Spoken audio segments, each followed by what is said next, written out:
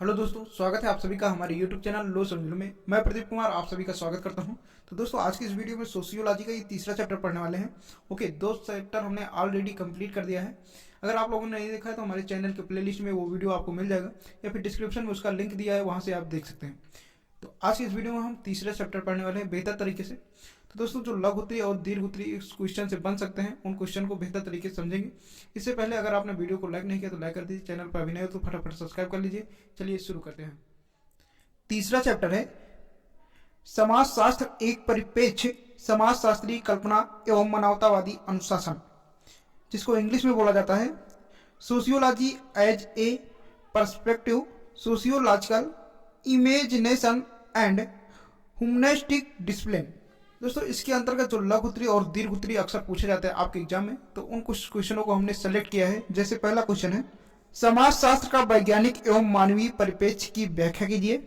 दूसरा क्वेश्चन है, समाजशास्त्री अध्ययन में मानवीय उन्मुखता या दृष्टिकोण की विवेचना कीजिए।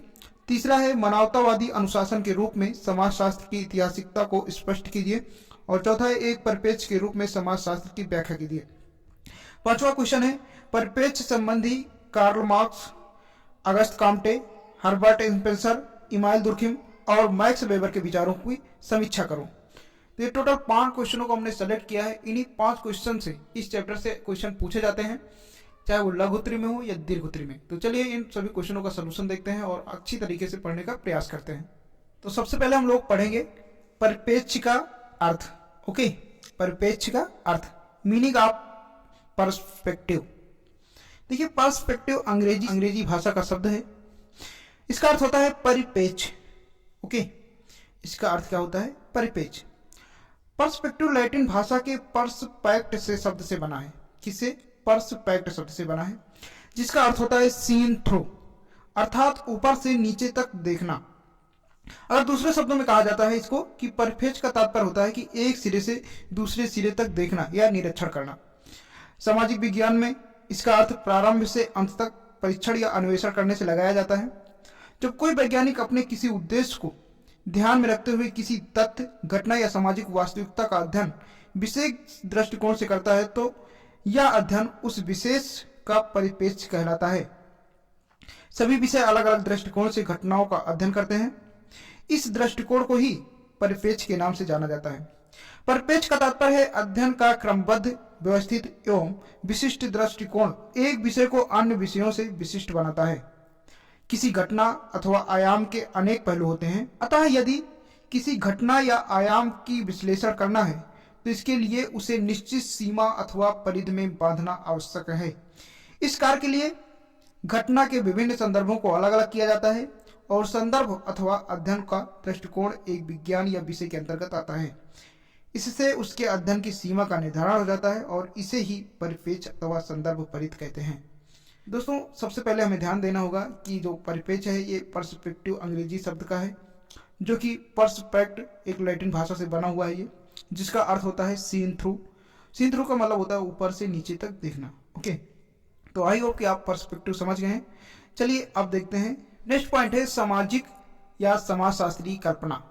ओके, सामाजिक या समाजशास्त्री कल्पना। देखिए, सामाजिक कल्पना या सोशियोलॉजिकल इमेजिनेशन शब्द का प्रयोग सर्वप्रथम अमेरिकी समाजशास्त्री सी राइट मिल्स द्वारा 1959 में अपनी पुस्तक द सोशियोलॉजिकल इमेजिनेशन में किया गया था। समाजशास्त्री कल्पना सामाजिक प्रश्नों को पूछने और उत्तर के लिए कल्पनाशील विचार का अनुप्रयोग है। समाजशास्त्री कल्पना का उपयोग करने वाला कोई व्यक्ति दैनिक जीवन की परिचित दिनचर्या से खुद को दूर समझता है।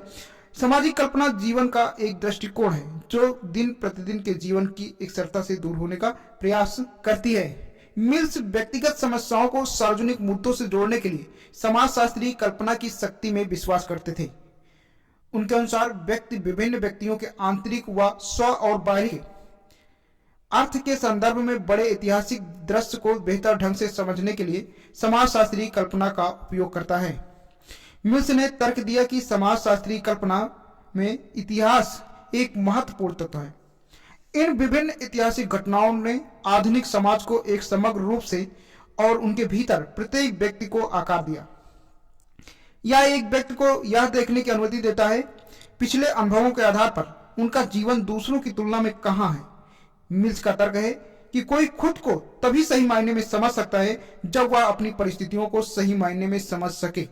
ओके, तो ये पॉइंट आपको ध्यान रखना कि कोई खुद को तभी सही मायने में समझ सकता है जब वह अपनी परिस्थितियों को सही मायने में समझ सके। ओके, एक अन्य दृष्टिकोण यह है कि मिल्स ने समाजशास्त्र को चुना क्योंकि उन्हें लगा कि यह एक ऐसा अनुसंधान है जो सामाजिक अन्याय को उजागर करने और प्रतिक्रिया देने के लिए अवधारणाओं और कौशल की पेशकश करता है।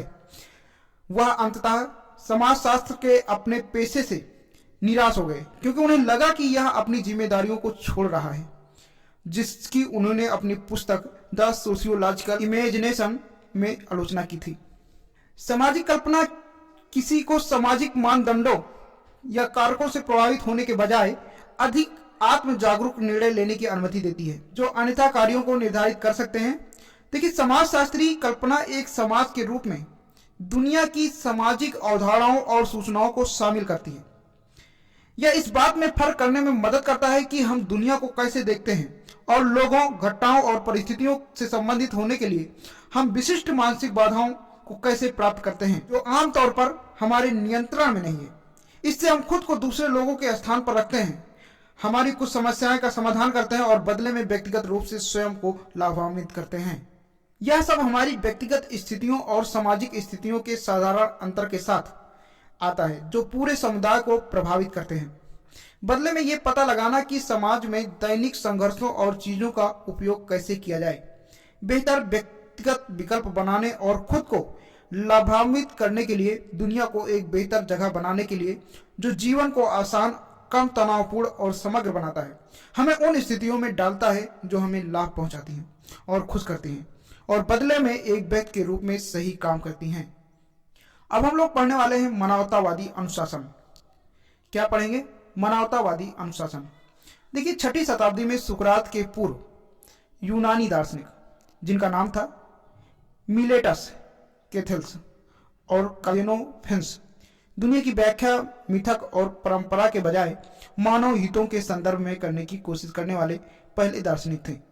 इसलिए उन्हें पहले यूनानी मानवतावादी विचारक कहा गया। एशिया में 1000 ईसा पूर्व तक अलौकिक सत्ता को अस्वीकार करने वाले मानव केंद्रित दर्शन को लोकायत प्रणाली में देखा गया। इसके अलावा 6वीं शताब्दी ईसा पूर्व में महात्मा बुद्ध ने अपने पाली साहित्य में अलौकिक सत्ता की और सजगता की प्रवृत्ति बताई। चीन में हुआंडी को मानवतावाद के जन्मदाता के रूप में जाना जाता है। पुनर्जागरण का मानवतावाद मध्य युग के अंत और आधुनिक युग की शुरुआत के में यूरोप में एक बौद्धिक आंदोलन था।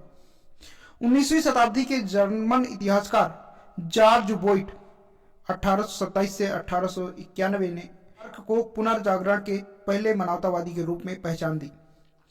पेट्रार्क पहले विद्वान हैं जिन्होंने मानवतावादी दृष्टिकोण को शब्दों में व्यक्त किया, जिनके महान गुरु सिसरो थे और मानवतावाद के विकास में 19वीं व 20वीं शताब्दी के बीच 2 महान हस्तियों का विशेष योगदान रहा। पहला है गैलीलियो व दूसरा है इरास्मस। समाजशास्त्र के अगस्त काम्टे महोदय के दर्शन में भी मानवतावादी दृष्टिकोण का प्रस्फुटन हुआ। जॉर्ज हेनरी लुइस और हैरियर मार्टिन्यू भी अगस्त काम्टे से प्रभावित होकर मानवतावादी दर्शन पर बहुत स्पष्ट विचार प्रस्तुत करते हैं। सन 1920 में आरंभ में F.C.S. सिलर ने अपने लेखन को मानवतावाद नाम दिया और 1929 ईस्वी में चार्ल्स फ्रांसिस पाटर ने न्यूयॉर्क शहर मानवतावादी सोसाइटी की स्थापना की, जिनके सलाहकार बोर्ड में जूलियन हक्सले, जॉन ड्यूटर, अल्बर्ट आइंस्टीन और थॉमस मैन आदि शामिल थे। द्वितीय विश्व युद्ध के बाद 3 प्रख्यात मानवतावादी विद्वान संयुक्त राष्ट्र संघ के प्रमुख विभागों के निदेशक बने। यूनेस्को के जूलियन हक्सले, WHO के ब्रैक चिसोन और फूड एंड एग्रीकल्चर ऑर्गेनाइजेशन के जॉन बोयड। ओके, मानवतावादी अनुशासन के रूप में समाजशास्त्र की अवधारणा का विकास ऐतिहासिक क्रम में सनय सनय होता गया।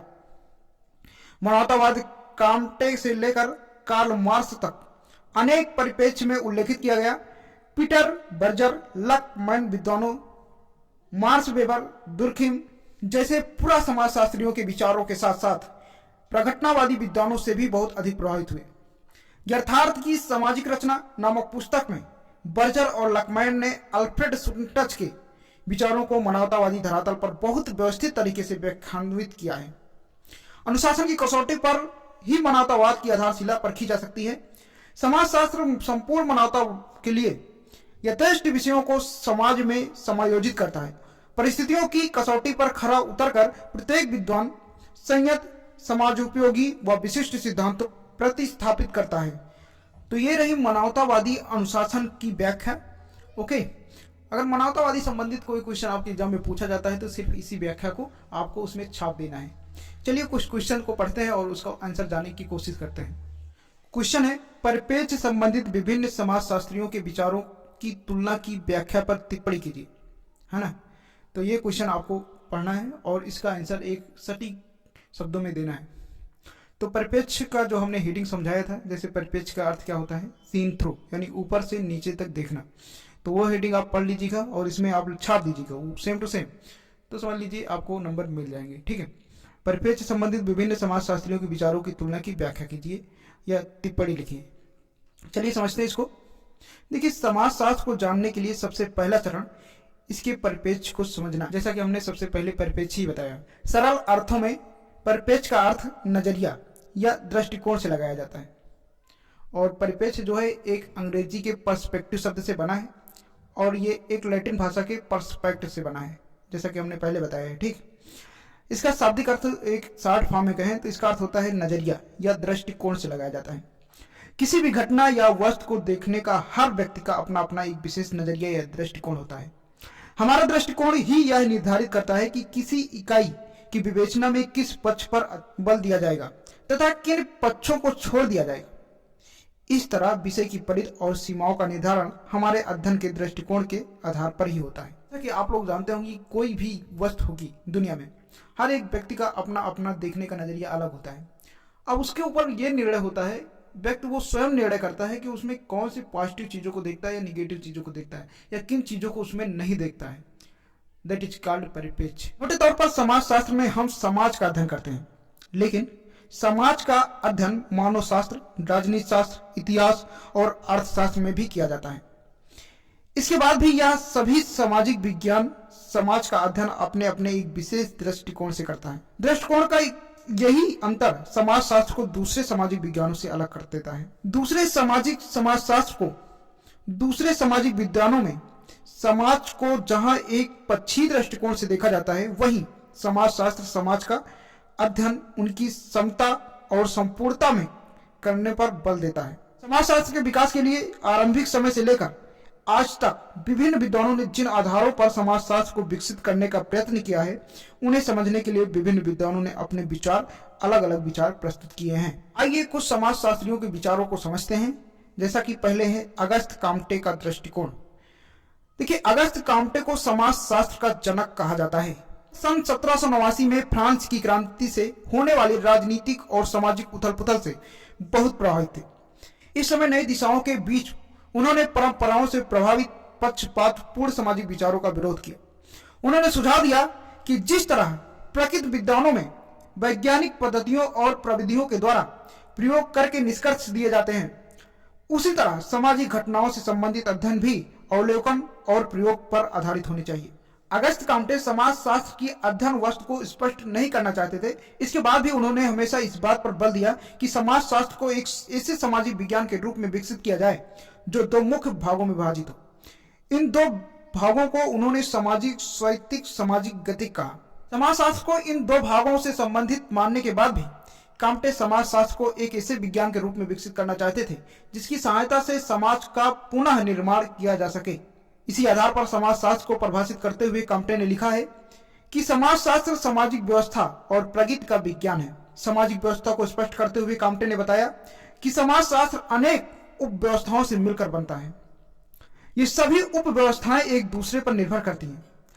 इसी आधार पर काम्टे ने सामाजिक स्वयं की कल्पना की जो वैज्ञानिक स्वयं से कुछ बातों में समान होते हुए भी उनसे भिन्न है। भिन्नता मुख्य रूप से इस बात में पाई जाती है कि प्राणी के सभी अंग लगभग उसी रूप में बने रहते हैं, लेकिन सामाजिक स्वयं के विभिन्न अंगों में हमेशा परिवर्तन होता है। व्यक्ति, परिवार, वर्ग, अर्थव्यवस्था अथवा धर्म तथा विभिन्न प्रकार के समूह और संगठन सामाजिक स्वयं का निर्माण करते हैं। इन इकाइयों के बीच भौतिक, बौद्धिक और नैतिक आधार पर एक सामंजस्य बना रहता है। यह सामंजस्य समाज में स्थिरता की दशा पैदा करता है। इस प्रकार काम्टे का परिप्रेक्ष्य यह कहता है कि समाज शास्त्र का काम उन नियमों का पता लगाना है जिनकी सहायता से सामाजिक व्यवस्था को अधिक संगठित और उपयोगी बनाया जा सके। काम्टे का उद्देश्य समाजशास्त्र को एक व्यवहारिक और यथार्थ विज्ञान के रूप में विकसित करना था। उन्होंने यह माना कि किसी विज्ञान का उपयोग इस प्रकार करना आवश्यक है जिससे समाज का विकास और मानवता का कल्याण हो सके। इसी उद्देश्य को पूरा करने के लिए उन्होंने समाजशास्त्र को व्यवहारिक विज्ञान बनाने का सुझाव दिया तथा इसे सामाजिक दर्शन से पृथक माना। समाजशास्त्र को व्यवहारिक विज्ञान के रूप में देखने के बाद भी काम्टे का यह मानना था कि समाजशास्त्र का कार्य विभिन्न घटनाओं का उसी रूप में अध्ययन करना है जैसा कि वे वास्तव में है। अध्ययन के इस तरीके को उन्होंने प्रत्यक्षवाद का नाम दिया। प्रत्यक्षवाद एक ऐसी पद्धति है जो कि अवलोकन प्रयोग तथा तथ्यों के वर्गीकरण द्वारा घटनाओं के बीच तुलना करके वास्तविक निष्कर्ष देती है। ये तो हो गया परिप्रेक्ष्य के रूप में समाजशास्त्र की व्याख्या अगस्त काम्टे के अनुसार। चलिए एक और वैज्ञानिक के अनुसार देखते हैं समाजशास्त्र की व्याख्या, है ना, जिनका नाम है हर्बर्ट स्पेंसर। अब देखते हैं हर्बर्ट स्पेंसर जो एक बहुत ही बड़े समाजशास्त्री हैं, उनका क्या कहना है। देखिए, समाजशास्त्र के परिप्रेक्ष्य को समझने के लिए इंग्लैंड के समाजशास्त्री स्पेंसर के विचारों को समझना आवश्यक है। हर्बर्ट स्पेंसर की पुस्तक प्रिंसिपल ऑफ सोशियोलॉजी पहला व्यवस्थित प्रयत्न था जिसने समाजशास्त्र के विश्लेषण को एक नया रूप दिया। इस पुस्तक के पहले खंड में स्पेंसर ने यह स्पष्ट किया कि समाजशास्त्र का कार्य समाज का निर्माण करने वाली विभिन्न इकाइयों की पारंपरिक निर्भरता को स्पष्ट करना है। उन्होंने परिवार, राजनीति, धर्म तथा सामाजिक नियंत्रण की समाज के मुख्य भागों के रूप में स्पष्ट किया। इसके अतिरिक्त विभिन्न समितियों और समुदायों, श्रम विभाजन, सामाजिक विभिन्नता, स्त्रीकरण तथा कला के अध्ययन को भी समाजशास्त्र में स्थान दिया। उनका मानना है कि समाजवाद को एक ऐसे विज्ञान के रूप में विकसित किया जाना चाहिए जिससे समाज के विभिन्न भागों की पारस्परिक निर्भरता को समझा जा सके तथा यह विश्लेषण किया जाना चाहिए जिससे समाज के विभिन्न भागों की पारस्परिक निर्भरता को समझा जा सके। उन्होंने परिवार, राजनीति, धर्म तथा सामाजिक नियंत्रण को मुख्य भागों के रूप में स्पष्ट किया। इसके अतिरिक्त विभिन्न समुदाय, श्रम विभाजन, सामाजिक विभिन्नता, स्त्रीकरण तथा अध्ययन को भी समाजशास्त्र में स्थान दिया। उनका मानना है कि समाजशास्त्र को एक ऐसे विज्ञान के रूप में विकसित किया जाए जिससे सामाजिक और पारस्परिक निर्भरता को समझा जा सके।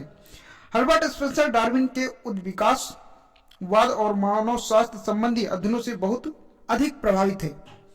जिस तरह डार्विन यह मानते थे कि प्रकृति में केवल वही प्राणी जीवित रहते हैं जो अपनी प्राकृतिक दशाओं के अनुकूलन कर लेते हैं, उसी तरह स्पेंसर ने इस बात पर जोर दिया कि मनुष्य को अपनी सामाजिक दशाओं के अनुकूलन करना सबसे अधिक जरूरी है।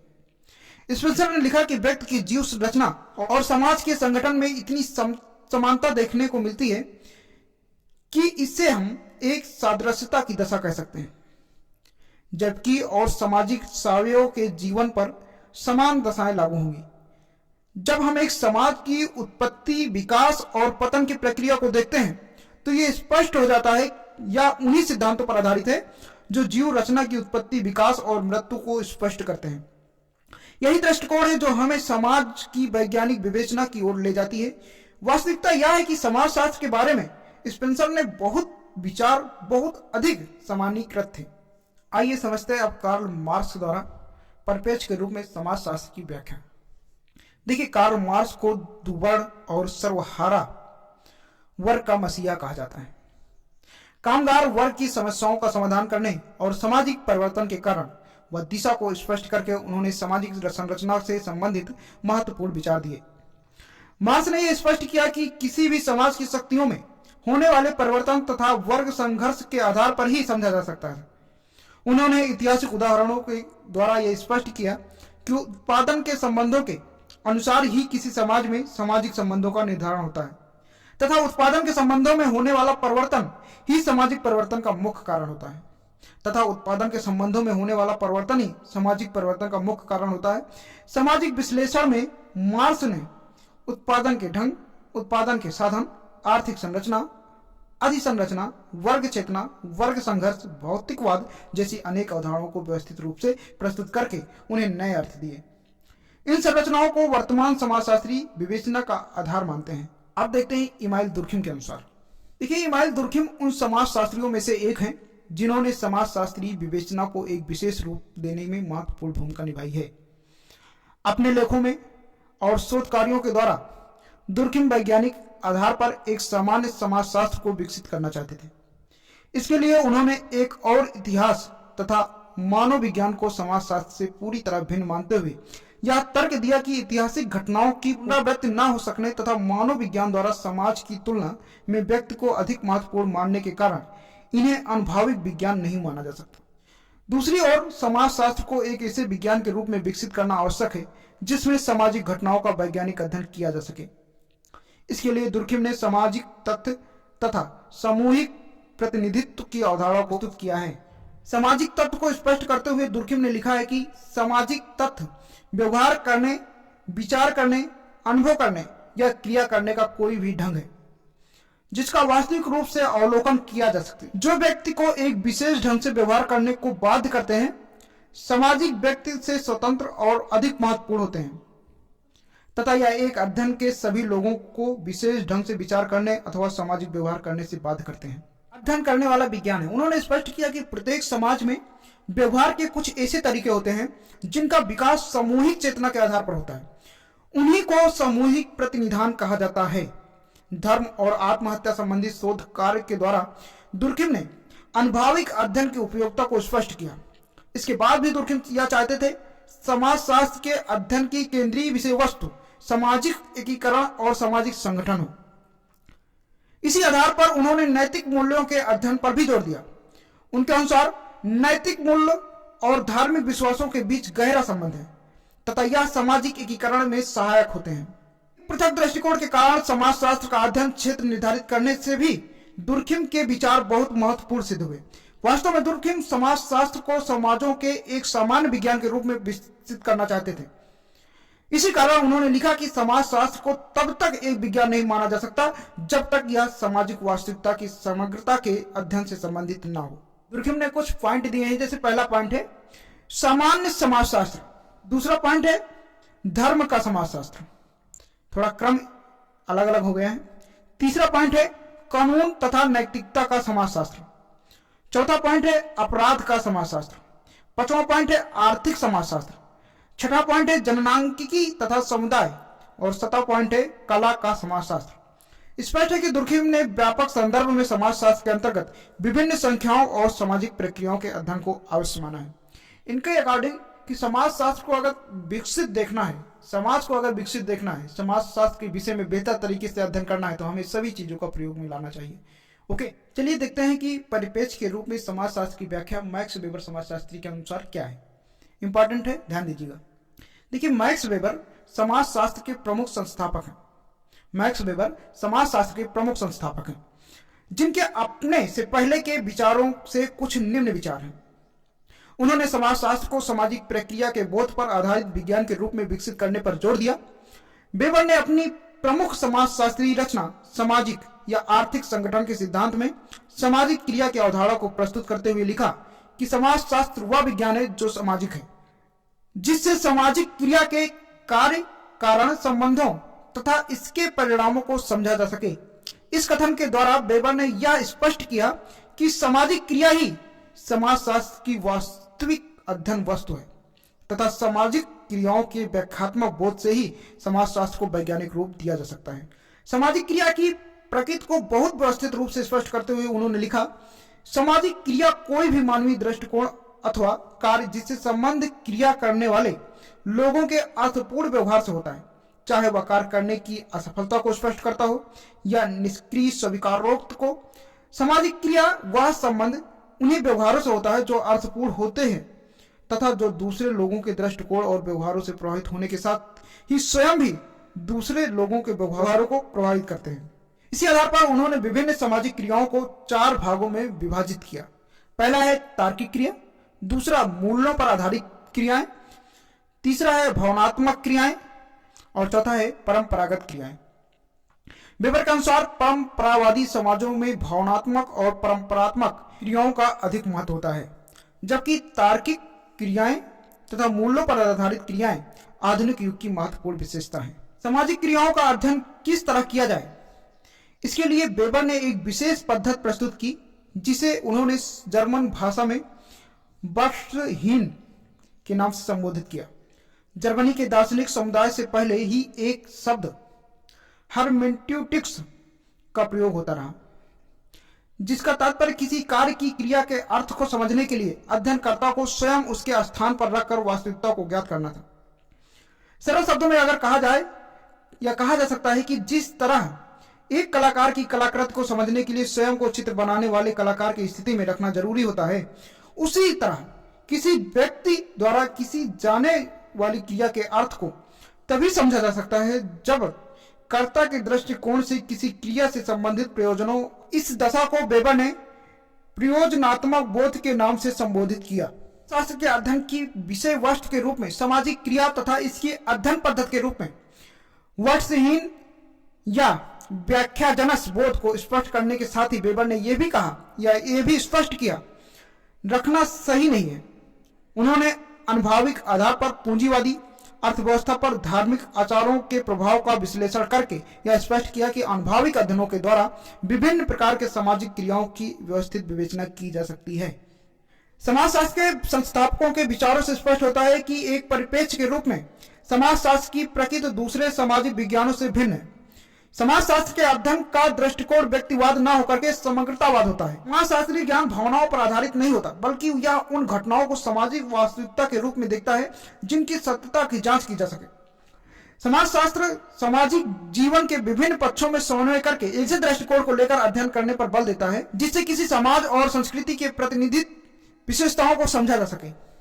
समाजशास्त्रीय परिप्रेक्ष्य से यह भी स्पष्ट होता है कि समाजशास्त्र में व्यक्ति को विभिन्न व्यवहारों और क्रियाओं का अध्ययन उसकी स्थितियों और भूमिका को अध्ययन में रखते हुए किया जाता है। समाजशास्त्र में सामाजिक घटनाओं का अध्ययन तथास्थ रूप में किया जाता है। इसी को हम वैज्ञानिक दृष्टिकोण कहते हैं। समाजशास्त्री परिप्रेक्ष्य स्पष्ट करता है कि समाजशास्त्र केवल वास्तविक घटनाओं तथा उनके कारणों और परिणामों की व्याख्या से संबंधित है। तो दोस्तों, ये हमने समझा परिप्रेक्ष्य के रूप में समाजशास्त्र की व्याख्या। टोटल लगभग यही क्वेश्चन आपके एग्जाम में पूछा जाता है। ये पूरी हेडिंग आप बेहतर तरीके से एक या दो बार वीडियो देखेंगे कंसंट्रेशन होकर के, तो ऑटोमेटिक सारी चीजें आपको समझ में आ जाएगा। ठीक है, तो चलिए इससे अगर कोई ऑब्जेक्टिव क्वेश्चन आपके एग्जाम में बनता है तो उसको भी हम सॉल्व करा देते हैं। लगभग 10 या 15 ऑब्जेक्टिव क्वेश्चन मैंने मेन लिए हैं। चलिए उन्हीं को हल करते हैं। पहला क्वेश्चन है, ह्यूमनिज्म शब्द का प्रयोग कब किया गया था? 4 ऑप्शन है, 1910 ईस्वी में, 1811 ईस्वी में, 1812 ईस्वी में, 1813 ईस्वी में। करेक्ट ऑप्शन हो जाएगा 1812 ईस्वी में। ह्यूमनिज्म शब्द का प्रयोग कब किया गया था? 1812 ईस्वी में। तो याद रखिएगा, सी आपका करेक्ट ऑप्शन होगा। क्वेश्चन नंबर 2 है कि चीन में मानवतावाद के जन्मदाता के रूप में किसे जाना जाता है? चीन में मानवतावाद के जन्मदाता के रूप में किसे जाना जाता है? 4 ऑप्शन है, रुआंडी को, चुंग यांग को, सुंग सांग को या हुआंडी को। करेक्ट ऑप्शन हो जाएगा हुआंडी को। तो डी आपका राइट ऑप्शन हो जाएगा। चीन में मानवतावाद के रूप में किसे जाना जाता है? हुआंडी को। तो डी आपका राइट ऑप्शन हो जाएगा। चलिए नेक्स्ट देखते हैं। क्वेश्चन नंबर 3 है, चार्ल्स फ्रांसिस ने न्यूयॉर्क की पहली मानवतावादी सोसाइटी की स्थापना कब की? 4 ऑप्शन है आपके सब पास, 1829 ईस्वी में, 1930 ईस्वी में, 1929 ईस्वी में या 1830 ईस्वी में। करेक्ट ऑप्शन हो जाएगा 1929 ईस्वी में, यानी सी आपका करेक्ट ऑप्शन हो जाएगा। चार्ल्स फ्रांसिस ने न्यूयॉर्क की पहली मानवतावादी सोसाइटी की स्थापना कब की? 1929 ईस्वी में, यानी सी आपका करेक्ट ऑप्शन होगा। चलिए अगला प्रश्न देखेंगे। अगला प्रश्न है प्रश्न नंबर 4, इनमें से कौन द न्यू ह्यूमनिस्टिक के सह संपादक थे? 4 ऑप्शन है आपके सामने। पहला है Raymond B Bragg, Julian Huxley, Edmund Moore या पीटरबर्ग।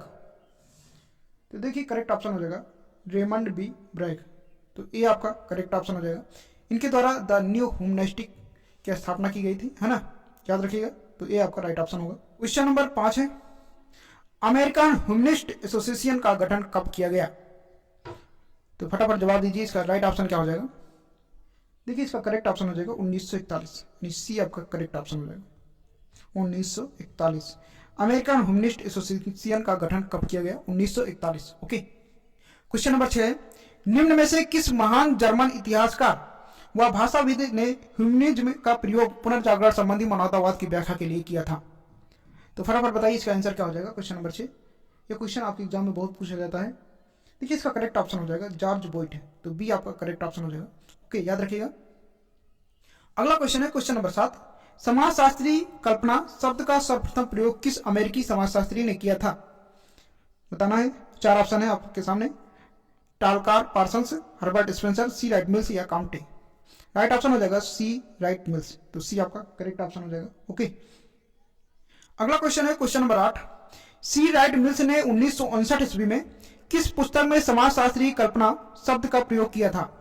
तो जैसा कि अभी हमने बताया था थोड़ी देर पहले, करेक्ट ऑप्शन हो जाएगा द सोशियोलॉजिकल इमेजिनेशन। तो ये आपका करेक्ट ऑप्शन हो जाएगा।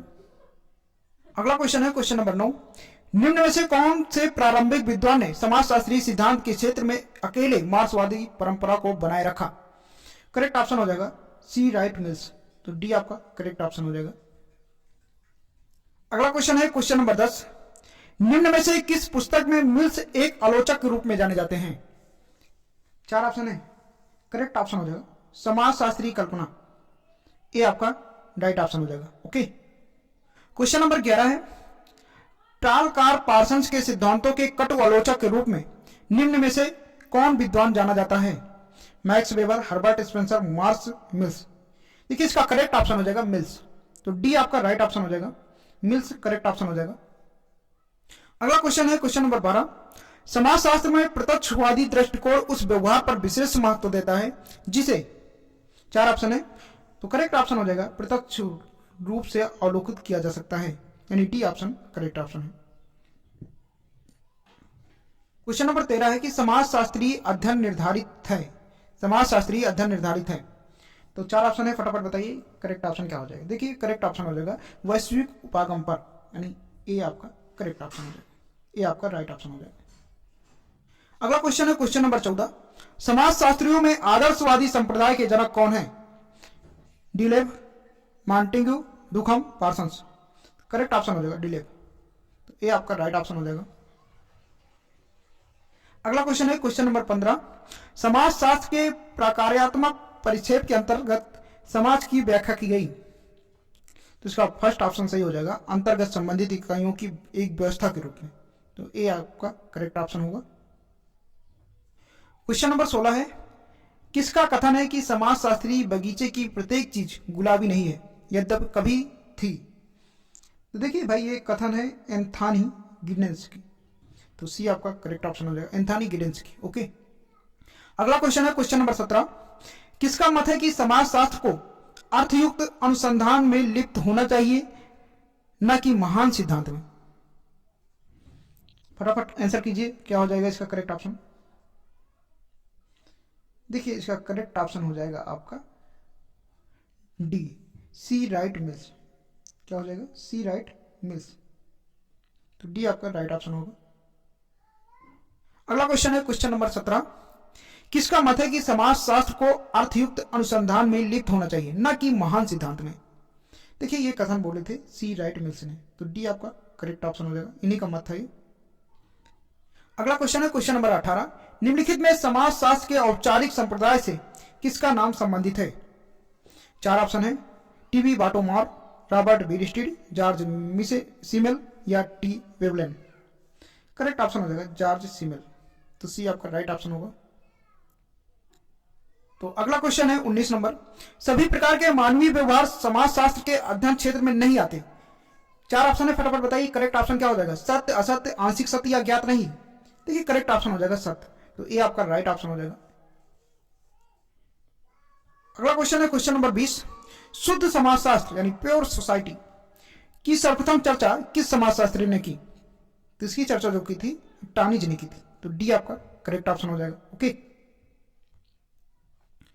तो दोस्तों इस तरह सोशियोलॉजी का हमने तीसरा चैप्टर पूरी तरह से कंप्लीट कर लिया है। तो दोस्तों अगर आपने अभी भी वीडियो को लाइक नहीं किया तो लाइक कर दीजिए, चैनल को अभी सब्सक्राइब नहीं किया तो सब्सक्राइब कर दीजिए और उन सभी मित्रों को शेयर कर दीजिए जो आपके कॉलेज में पढ़ते हैं। ठीक है, देखिए अगर आप हमारे चैनल से जुड़ जाएंगे तो आप कहीं भी रहेंगे, कोई काम भी करते हैं तब भी आप पढ़ सकेंगे, कॉलेज नहीं जाते हैं तब भी आप अच्छे मार्क ला पाएंगे। इसलिए चैनल को सब्सक्राइब करना जरूरी है। आशा करता हूं कि ये वीडियो पसंद आया होगा। वीडियो 2 से 3 बार देखिएगा, सारी चीज़ें आपको समझ में आएंगी, क्योंकि एक बार में कोई भी चीज़ समझ में नहीं आएगी। कंसंट्रेशन होकर 2 से 3 बार देखिएगा। तो आशा करता हूं कि ये वीडियो काफ़ी पसंद आया होगा, आपने वीडियो को शेयर भी किया होगा। तो मिलते हैं एक नए टॉपिक के साथ, तब तक के लिए।